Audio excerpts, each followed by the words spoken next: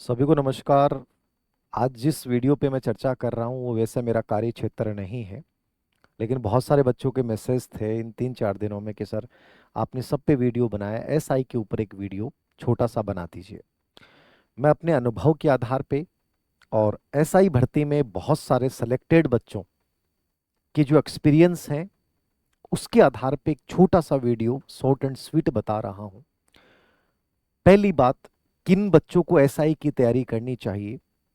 जिन बच्चों को लगता है कि सर हमें पावर चाहिए, वर्दी जिनको आकर्षित करती है, उनके लिए मेरे अनुसार इससे बड़ा गोल्डन चांस नहीं हो सकता। राजस्थान के इतिहास की इतनी बड़ी भर्ती है, और यदि फिर भी इतनी बड़ी भर्ती में आप अच्छा नहीं कर पाते हैं तो कहीं ना कहीं आपको अपने अंदर झांकने की जरूरत है। नंबर दो, मेरे बहुत सारे स्टूडेंट जो ग्रेड फर्स्ट में स्कूल लेक्चर बन गए और उन्होंने स्कूल लेक्चर के बजाय एसआई को चुना। पिछली भर्ती जो भी बड़ी विवादित चल रही है, आप इससे अनुमान लगा लीजिए कि एसआई का हमारे समाज में कितना बड़ा क्रेज है कि एक स्कूल व्याख्याता गजेटेड अधिकारी जो है वो एसआई को चुन लेता है। तो आप इससे अनुमान लगाइएगा। तो जिन बच्चों को ये वर्दी आकर्षित करती है, पावर आकर्षित करती है, और जिनको शांति पसंद है, वो शिक्षक भर्ती की तैयारी करें। बाकी जो है वो एसआई की तरफ जा सकते हैं। नंबर दो, जिनको ये लगता है कि मुझे इन फ्यूचर आरएस की भी तैयारी करनी है, ठीक है, मुझे पटवारी, वीडियो, इन भर्तियों से जुड़ा हुए बच्चे को निश्चित रूप से इसमें भाग्य भी आजमाना चाहिए और अपने आप को साबित करके भी दिखाना चाहिए, क्योंकि ये तीनों चारों भर्तियां आपस में जुड़ी हुई हैं। ईओ, आरओ, आरएस, एसआई, पटवारी, इन वीडियो, इनका सिलेबस जो होता है वो लगभग बहुत सारा सेम हो जाता है। एसआई के अंतर्गत जब अपन बात करते हैं तो थोड़ा सा बड़ा डिफरेंस जो आता है वो हिंदी को लेकर आता है। यद्यपि हिंदी को लेकर एक बड़ा डर पैदा किया जाता है कि हिंदी का इतना बड़ा वेटेज है कि पता नहीं क्या, जबकि हिंदी जो यहाँ पे पेपर में आती है वो बहुत हाई लेवल की नहीं आती है। एक सेल्फ स्टडी करने वाला बच्चा आराम से हिंदी में बहुत अच्छा कर सकता है। तो कैसे इन आने वाले 5 महीनों को मैनेज करें? नवंबर चल रहा है, अप्रैल में एग्जाम है। नवंबर, दिसंबर, जनवरी, फरवरी, मार्च, मैं मानता हूं कि ये 5 महीने आपके पास हैं। और 5 महीनों के अकॉर्डिंग यदि आप एक अच्छे अनुशासन भरी जिंदगी जीते हैं तो आप एसआई में सेलेक्ट हो सकते हैं, और सेलेक्ट नहीं हो सकते, बहुत अच्छी रैंक के साथ सेलेक्ट हो सकते हैं। कैसे इन 5 महीनों को मैनेज करें, कैसे इस सिलेबस को टुकड़ों में डिवाइड करके, और कौन सी विषय वस्तु के आधार पे आपको कौन सी किताब पढ़नी चाहिए, ये मेरा एक इंडिविजुअल सुझाव होगा पुराने पेपर देखने के बाद। और आरपीसी के वर्तमान जो बदलता हुआ पैटर्न है, जिसने साबित कर दिया है कि कोचिंगें एकदम से डाउन होती जा रही हैं और कहीं ना कहीं हमें एक अच्छा कंटेंट पढ़ना पड़ेगा, दोनों चीजों को ध्यान में रखते हुए मैं ये चीज आज की बता रहा हूं। 2-3 बातें जो आपको ध्यान में रखनी है। पहली चीज, सर कोचिंग करें कि नहीं करें? मेरी पहले भी हमेशा ही राय रही है, आज भी राय है, यद्यपि कुछ लोग इसका विरोध उठाएंगे। ऑफलाइन कोचिंग इस समय तो कदापि नहीं करनी चाहिए। और वैसे भी जो आपका सिलेबस है उसमें केवल मैथ, रीजनिंग, साइंस वाला पार्ट जो है वो एक ऐसा पार्ट हो सकता है जिसकी आप कोचिंग कर लें। बाकी कंप्लीट कोचिंग करते हैं, मुझे तो कंप्लीट मूर्खता भरा कदम लगता है, कोई जरूरत नहीं है। और ये हर भर्ती में देख लो, जो पार्ट सच में एनालिटिकल पार्ट है वहां आप किसी कोचिंग की मदद लें, ऑनलाइन कोर्स की मदद लें, लेकिन पूरे कोचिंग के लिए आप बहुत सारा टाइम खराब करें, कोई मतलब नहीं है। तो कुछ पार्ट विशेष की जो है आप कोचिंग कर सकते हैं, अन्यथा सबसे बेस्ट ऑप्शन जो है आपके सामने वो केवल और केवल सेल्फ स्टडी है। सेल्फ स्टडी से बढ़िया कोई तरीका हो ही नहीं सकता। और आरपीसी के वर्तमान पैटर्न को ध्यान में रखते हुए तो सिलेक्शन ही यहीं से होगा, ये निश्चित रूप से मान के चलिएगा। मेन सिलेक्शन की कुंजी सेल्फ स्टडी रहेगी, तो इसको आपको अपना बेस बनाना है। नंबर दो, एक अच्छा ग्रुप आप बना सकते हैं जो इस भर्ती से जुड़ा हुआ बच्चा है और बहुत सिंसियर है। तो ऐसे 4 से 5 बच्चों का आप ग्रुप बना सकते हैं, उनके साथ डिस्कशन कीजिए और अपने एक टाइम टेबल को जो है फॉलो कीजिए। पूरे पाठ्यक्रम को छोटे छोटे टुकड़ों में विभाजित कीजिए, क्योंकि एसआई हो या आरएस हो या ईओ आरओ हो, कोई भी भर्ती जो होती है उसमें पहला कदम होता है पाठ्यक्रम का विश्लेषण। एनालिसिस आपने बहुत अच्छे से कर लिया है, उसको टुकड़ों में बांट लिया है। एनालिसिस का मतलब मैं ये समझ रहा हूँ कि ऐसे मत समझना कि सर हमने पाठ्यक्रम का प्रिंट आउट निकाल लिया है, हमने किताबें भी तय कर ली, नहीं। पाठ्यक्रम का एनालिसिस का मतलब ये होता है कि कौन से टॉपिक्स जो हैं आपको ढंग से कवर करने हैं, कौन से टॉपिक जो बहुत बड़े हैं जहां से प्रश्न आ भी सकता नहीं भी आता उसको छोड़ दो, क्योंकि 5 महीने आप सब कुछ नहीं पढ़ सकते। जैसे प्राचीन और जो आपका मिडाइवल इंडियन हिस्ट्री वाला पार्ट है वो नहीं छोड़ देना चाहिए। और पढ़ो तो कहाँ से पढ़ो, किस पार्ट को कितना वेटेज देना चाहिए, ये होता है एनालिसिस ऑफ करिकुलम। तो थोड़ा सा पाठ्यक्रम का विश्लेषण बहुत शानदार तरीके से यदि आप कर लेते हैं तो पहली लड़ाई जो है आप जीत जाते हैं। ठीक है। नंबर 2 पे आपको ध्यान देना है। तो दूसरी चीज जो मैं आपको बता रहा हूँ, आपको पूरा जो आपका पार्ट है एसआई का, वो 2 पार्ट में डिवाइड है। आपका फर्स्ट पेपर होगा और दूसरा आपका सेकंड पेपर है। फर्स्ट पेपर आपका किसका है? हिंदी का है। कोचिंग को लेकर मैंने आपको बता दिया है। एक टेस्ट सीरीज आप ज्वाइन करना चाहें कर सकते हैं, और टेस्ट सीरीज अच्छी लेवल की ज्वाइन कीजिए जहां आपको लगे कि मैं एनालिसिस करूं। लेकिन आपका एक सवाल होता है कि सर जैसे हम मान लो हिंदी के हमने कोई टेस्ट सीरीज स्टार्ट किया, कोई और टेस्ट सीरीज स्टार्ट करते हैं, सर बुकलेट दोगे क्या? ये बुकलेट वाला जो कीड़ा है ना, ये दिमाग से निकाल दीजिए। जो कंटेंट आप पढ़ रहे हो ना, उसके आधार पे टेस्ट सीरीज दीजिए। उससे कितने क्वेश्चंस आ रहे हैं उसके अकॉर्डिंग इंप्रूव कीजिए। आप पहले अपनी किताबें पढ़ ली, फिर बुकलेट के चक्कर में फंस जाओगे, आप कहीं के नहीं रहोगे। तो ये बुकलेट वाले चक्कर में से बाहर निकल जाओ, और कोचिंग वाली बुकलेट से तो स्पेशली एकदम बाहर निकलो। हो सकता है आरपीसी आने वाले टाइम में कोचिंग की बुकलेट स्कैन करके रखेगी, इनसे प्रश्न नहीं बनाया जाए। तो इसलिए थोड़ा सा ध्यान रखें। तो फर्स्ट पेपर जो आपका पूरा का पूरा है वो हिंदी का, बहुत शॉर्ट एंड स्वीट बता रहा हूँ। मेरे अनुसार यदि आप इसको फॉलो कर जाओगे, 100% बन जाओगे। अनावश्यक भटकाव नहीं होना चाहिए, अनावश्यक विषय वस्तु नहीं होनी चाहिए। जितनी सिलेक्टेड सामग्री रहेगी, जितनी सीमित सामग्री रहेगी, और जितना मल्टीपल रिवीजन रहेगा, किसी भी भर्ती में सिलेक्शन होने के ये सबसे 3 बड़े माध्यम होते हैं। हिंदी का सबसे बड़ा पार्ट है, मतलब पेपर ही पूरा हिंदी का, एक पूरा पेपर ही आपके पूरे 100 के 100 क्वेश्चन से आपके इसके हिंदी के आएंगे। तो हिंदी के लिए सर क्या और कैसे पढ़ें? मार्केट में आप जितने वीडियो देखोगे अलग अलग बताएंगे। मैं ये कह रहा हूं कि आपने हिंदी में लगभग किताबें पढ़ी हैं। कौन सी किताब पढ़ी है? आपने राघव प्रकाश पढ़ी है सबने, ठीक है, या राजस्थान बोर्ड वाली किताब आप सबने पढ़ी है। आप इन किताबों के अलावा फिर तीसरी चौथी पांचवी किताब पे जाओ ही क्यों? जो आपने पहले से पढ़ रखा है, राघव प्रकाश से बढ़िया मुझे तो नहीं लगता कि हिंदी व्याकरण पे कोई किताब है। और मैंने ऐसा ही कि कम से कम 20 बच्चों से जो मेरे संपर्क में, मैंने उनसे बात की, तो सर इससे बढ़िया कुछ हो ही नहीं सकता। तो सबसे बढ़िया है कि आप हिंदी के लिए राजस्थान बोर्ड वाली जो किताब चलती है वो किताब आप ले सकते हैं, एक भूमिका बनाने के लिए, एक बेस बनाने के लिए। नंबर 2, आपको राघव प्रकाश पढ़ लेनी है, क्योंकि इससे बढ़िया कोई किताब नहीं है। और राघव प्रकाश के साथ आप करें तो दिशा की जो PYQ बुक आती है वो देख सकते हैं, ठीक है, वो किताब हिंदी की, या कोई और कोई PYQ बुक है वो देख सकते हैं। इसके अलावा यदि आप और लेवल पे जाते हैं तो मैया सर की जो व्याकरण है, के आर मैया सर की, वो बहुत बढ़िया किताब है। यदि आप राघव प्रकाश से सेटिस्फेक्शन आपको नहीं आ रहा है तो मैया सर वाली किताब पे जा सकते हैं, या मानस पब्लिकेशन पे जा सकते हैं। आप इन दोनों में से किसी किताब की हिंदी व्याकरण देख सकते हैं। बाकी मैं ये कहूंगा, यदि आप राजस्थान बोर्ड वाली आपने हिंदी व्याकरण देख ली है, ठीक है, और राघव प्रकाश पढ़ लेते हैं और PYQ निकाल लेते हैं पुराने आए हुए प्रश्न पत्र, तो उसके बाद हिंदी में आपके कहीं भी प्रॉब्लम नहीं आएगी। कहीं कुछ भी पढ़ने की आपको आवश्यकता नहीं है। जितना सीमित कंटेंट होगा उतना बेहतरीन होगा आपके आगे बढ़ने के लिए। तो इसके अलावा बाकी चीजों पे चर्चा ही नहीं करें, ठीक है। ये देख लें, मैया सर देख लें, राघव प्रकाश देख लें, राजस्थान बोर्ड देख लें, दिशा का PYQ देख लें। पेपर सेकंड आपका आता है। सेकंड पेपर जो हो लगभग RS का जो सिलेबस है लगभग उसी को इन्होंने कवर किया है, उसी जैसा ही बनाया है। तो सेकंड पेपर को लेकर यदि मैं थोड़ी सी चर्चा कर लूं आपके साथ, ये आपका सेकंड पेपर है। और सच में देखें तो अपन बहुत बड़ा इन्होंने डाल दिया है। अब डाल क्या दिया है? पहला पार्ट है history, art, culture, literature, tradition and heritage of Rajasthan. अब इस लाइन से कंफ्यूज मत होना, आपको ये देखना है कि इसमें सबसे इंपॉर्टेंट पार्ट क्या है। इस पहले वाले पार्ट में सबसे इंपॉर्टेंट है राजस्थान की कला संस्कृति। सबसे अधिक प्रश्न आते हैं आपके कला संस्कृति के, तो ये एनालिसिस है पाठ्यक्रम का। कला संस्कृति को पकड़ लो, और कला संस्कृति के जो प्रश्न अभी आरपीसी के पेपर में आ रहे हैं वो कहां से आ रहे हैं? वो आ रहे हैं राजस्थान बोर्ड की बुक से। हमने एक संजीवनी टेस्ट सीरीज स्टार्ट की है राजस्थान बोर्ड की अवनी एजुकेशन पे, हमने कवर किया और ये देखा कि वीडियो पटवारी के जितने प्रश्न आए सब वहीं से आए, और वो कंप्लीट राजस्थान बोर्ड की बुक से। समझ रहे हो आप? आरपीसी के सेकंड ग्रेड के जितने भी प्रश्न आए हैं वो वहां से पूछे जा रहे हैं। तो ये ट्रेंड पकड़ना है कि यार आ कहां से रहा है, कि मैं सर कोचिंगों के नोट्स में उलझा हुआ हूं, नहीं। सबसे इंपॉर्टेंट चीज क्या है? कला संस्कृति का सबसे बड़ा पार्ट है आपका। कला संस्कृति क्या सबसे बड़ा पार्ट है? अब कला संस्कृति वाला जो पार्ट है इसमें, एक सेकंड, कला संस्कृति वाला जो पार्ट है आपका, आर्ट एंड कला संस्कृति, कला संस्कृति वाले जो पार्ट के लिए आप किसको देखेंगे सबसे बढ़िया? इसमें राजस्थान बोर्ड की छठी क्लास की किताब, और एक शायद 8वीं क्लास की किताब में चैप्टर है, और 10th क्लास में तो पूरा ही है। इन किताबों को ढंग से कवर कर लो, इनमें जो चैप्टर हैं वो तो इनसे कर लो। बाकी आपको लगता है कि सर मेरे पास कोई गाइड है, जैसे मान लीजिए इस पूरे पार्ट के लिए आपको पेनोरमा पब्लिकेशन की गाइड है, तो बस उसी को बार बार रिपीट करो। गाइड एक दी एक अच्छी है तो उसको चेंज मत कीजिए। धिंदवाल की तो धिंदवाल पढ़ लो, लक्ष्य की तो लक्ष्य की पढ़ लो। एसआई वाले बच्चों से चर्चा की, उन्होंने लगभग ने लक्ष्य पढ़ रखी है। तो अभी लक्ष्य से थोड़ा ट्रेंड कम हो गया, बाकी कंटेंट तो वही सेम है।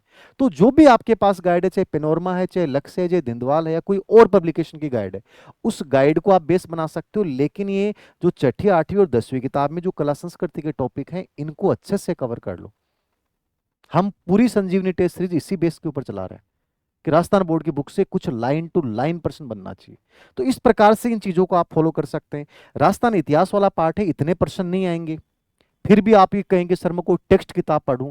देखो इतिहास में यदि कोई प्रश्न बहुत हार्ड भी आ गया तो अलग चीज है। बाकी इतिहास के लिए कोई भी गाइड आपके पास है तो लेटेस्ट वाले पेपर देख लो, सेकंड ग्रेड फर्स्ट की, वहां कहाँ किन टॉपिक्स में चेंज हो रहा है। वैसे तो आरपी व्यास की किताबें अच्छी आती हैं टेक्स्ट किताब के लिए, और हुकुमचंद जैन की जो हिंदी ग्रंथ अकादमी किताब आती है वही पढ़ सकते हैं। लेकिन आपको ये पता चलना चाहिए कि उसमें से क्या पढ़ना और क्या छोड़ना है। या पप्पू सिंह प्रजापति की गाइड आती है राजस्थान इतिहास कला संस्कृति में पूरी, वो भी बहुत लेवल की किताब है। तो यदि आप चाहते हैं कि मुझे समझ में आनी और ढंग से पढ़नी तो भी पढ़ सकते हैं गाइड के रूप में। तो इतिहास का इतना बड़ा वैल्यू नहीं है, कला संस्कृति ज्यादा पार्ट है तो उस पर ज्यादा आप फोकस करें। बाकी तीनों पार्टों की एक किताब, एक गाइड भी आप लेके आ सकते हैं। समझ में आ गई बात? कोई भी गाइड जो भी आपके पास है उसी को आपको रिपीट करना है, पीवाईक्यू हल करने हैं। यहाँ आप अलग अलग टेस्ट किताबों के चक्कर में इतना टाइम ही नहीं बचता है कि आप उनको पढ़ो। मान लो मेरे कहने से, किसी और टीचर के कहने से ले आए, आप जब पढ़ ही नहीं पाओ, रिवाइज ही नहीं कर पाओ, तो कोई मतलब ही नहीं है फिर। उससे बेटर है कि उस पार्ट पे ध्यान देना जहां से मैं अच्छा कवर कर सकता हूँ, ना कि 2 या 4 प्रश्नों के चक्कर में मैं इतना उलझ जाऊं कि अपना बेशकीमती समय खराब कर दूं। टाइम मैनेजमेंट और पाठ्यक्रम मैनेजमेंट आपको आना चाहिए। तो ये तो पहला पार्ट हो गया। दूसरा पार्ट आपका है इसमें,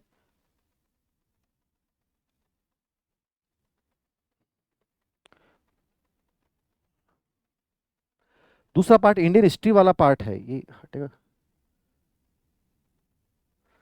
इंडियन हिस्ट्री वाला पार्ट है इसमें। इंडियन हिस्ट्री वाला जो पार्ट है इसको देखिएगा आप। इसमें प्राचीन और मध्यकालीन भारत का इतिहास डाल दिया और मॉडर्न डाल दिया। लेकिन मैंने जो पेपर देखे आपके एसआई के, ठीक है, और आरएस के पेपर भी मैंने देखे हैं, तो उन पेपरों से एनालिसिस ये आता है कि मॉडर्न वाले पे तो फिर भी प्रश्न पूछे गए हैं। इसके ऊपर सिलेबस तो इतना डाल दिया कि आपसे 1 महीने में भी नहीं पढ़ा जाए, और प्रश्न आएंगे वही 1 या 2 या 3 लास्ट प्रश्न। तो मॉडर्न वाले पीरियड को और एंशिएंट और मिडाल पीरियड को यदि मान लीजिए आपका इतिहास पहले से रहा हुआ है तो ठीक है, और नहीं रहा तो बच्चा ज्यादा मत उलझना इसमें। बेटर ये है कि शॉर्ट एंड स्वीट इसका कंटेंट क्या हो सकता है। 2 किताबें आती हैं, किरण कंपटीशन, आर्य कंपटीशन। आर्य कंपटीशन में कंटेंट ज्यादा है इसके हिसाब से, तो आपको समझ में नहीं आएगा, सब चीजें लट नहीं पाओगे। किरण कंपटीशन की यदि इतिहास की तथ्यात्मक किताब आती है, यदि वो किसी बच्चे के पास हो तो आप एक काम करना, वो पढ़ लेना। उससे बढ़िया मुझे नहीं लगता कि कुछ है। बहुत बढ़िया किताब है वो, किरण कंपटीशन है, उसमें वन लाइनर है। मॉडर्न इंडिया तो आप उससे देख जाओ, उससे बाहर नहीं आएगा, और बहुत सीमित कंटेंट है। आर्य में कुछ ज्यादा डाल रखा है, तो जो नए बच्चे हैं उनके लिए प्रॉब्लम हो जाएगी और समय बचा नहीं है। तो किरण वाला पार्ट या किसी भी हिस्ट्री वाले बच्चे से मंगा लो। उस बच्चे को मैं भी डाल सकता हूँ, मेरे पास भी किरण पड़ी है, इसमें से वो प्रश्न देख लो, या इसके पीवाईक्यू देख जाओ इन दोनों पीरियड्स के, ठीक है। इसको तो आप इग्नोर भी कर सकते हो, देखो तो इनके पीवाईक्यू जरूर देख जाओ यदि कंटेंट भी नहीं पढ़ पाओ। तो ये शॉर्ट एंड स्वीट तरीका है इसका। बाकी इस पे कोई किताबें नोट्स के चक्कर में मत पढ़ना, मेरी ईमानदारी वाली राय है। उसके बाद ज्योग्राफी वाला पार्ट आ गया आपका।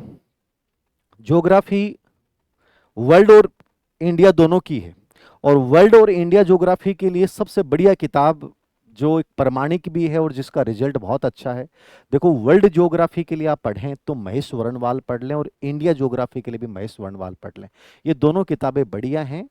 इन्हीं में से प्रश्न आ जाते हैं, मुझे तो लगा नहीं कि आज तक इनसे बाहर कोई प्रश्न आया है, और ऑलरेडी खुद मेरी भी पढ़ी हुई हैं। तो मेरी तो ये राय है कि इंडिया और वर्ल्ड ज्योग्राफी दोनों के लिए आप जो है वो महेश वर्णवाल देख सकते हैं ना। तो महेश वर्णवाल बढ़िया किताब है, इसको देख लीजिएगा, ये बढ़िया किताब है। यदि इसके अलावा मान लीजिए आपके पास कोई पहले से कंटेंट आपने ले लिया, कोई कोचिंग के नोट्स ले लिया, तो सब उसी पे विश्वास रखिए। फिर आपको महेश वर्णवाल पढ़ने की जरूरत नहीं है। बौद्धिक पब्लिकेशन की आपके पास या वाणी पब्लिकेशन की कोई गाइड है तो वो उसी को पढ़िए, लेकिन उसको चेंज मत कीजिए, क्योंकि इनमें लगभग कंटेंट एक जैसा होता है। ये किताब चूंकि लगभग बच्चों ने भी सजेस्ट की और मैंने खुद इसको पढ़ा है, तो ये बढ़िया किताब है। तो इंडिया और वर्ल्ड ज्योग्राफी के लिए इसको पढ़ सकते हैं। राजस्थान ज्योग्राफी का जो पार्ट है वो कहाँ से पढ़ें सर? राजस्थान ज्योग्राफी में एक तो विजय सिहाग की किताब आई है हस्तलिखित नोट्स, वो बढ़िया कंटेंट है, अपडेट कंटेंट है, आप उसको देख सकते हैं। इसके अलावा यदि आपके पास कोई गाइड हो, कोई कोचिंग के नोट्स हो, ठीक है, उनको पढ़ लेना, लेकिन ये देख लेना वो अपडेट होने चाहिए। फिलहाल ये विजय सिहाग वाली किताब अपडेट है, मुझे सही लगती है किताब, आप इसको देख सकते हैं। धिंदवाल पब्लिकेशन की गाइड भी आप इसमें देख सकते हैं। तो विजय सिहाग वाला जो हस्तलिखित नोट्स वाला पार्ट है वो अच्छा है, तो इस पे मेरे अनुसार आपको यहाँ चला जाना चाहिए, बाकी देखना ही नहीं है, ज़्यादा अनावश्यक चक्कर में मत पड़ना, उलझ जाओगे। फिर पॉलिटी वाला पार्ट आ गया। पॉलिटी के लिए सर आजकल पॉलिटी बड़ा एक चैलेंजिंग इश्यू है, क्योंकि पॉलिटी आरपीएससी तो खैर सभी पार्ट अच्छे पूछ रही है, तो पॉलिटी में कहाँ से क्या पढ़ें। तो पॉलिटी वैसे अभी जो आरपीएससी में अभी जस्ट आई है, उसमें राजस्थान की जो किताबें चल रही थी वो लगभग जो है वो फेल सी साबित हुई हैं। ठीक है, यानी एम लक्ष्मीकांत भी जिसने बहुत अच्छे से पढ़ रखी है उसको भी ज्यादा कोई फायदा नहीं हुआ है। वैसे पॉलिटी वाला पार्ट, मेरी तो ये राय है कि यदि और कोई पार्ट बहुत स्ट्रांगली कर रहे हो और आपको टाइम नहीं मिल रहा, तो इसमें जो मेन मेन टॉपिक है उनको देख लो। जैसे अधिनियम वाला पार्ट ठीक है, इजी है, हो जाता है, ठीक है। बाकी जो है वो पार्ट आप छोड़ सकते हैं, ठीक है ना। तो इंडिया पॉलिटी के लिए तो एम लक्ष्मीकांत बेस्ट किताब है, उसको देख लें, ठीक है।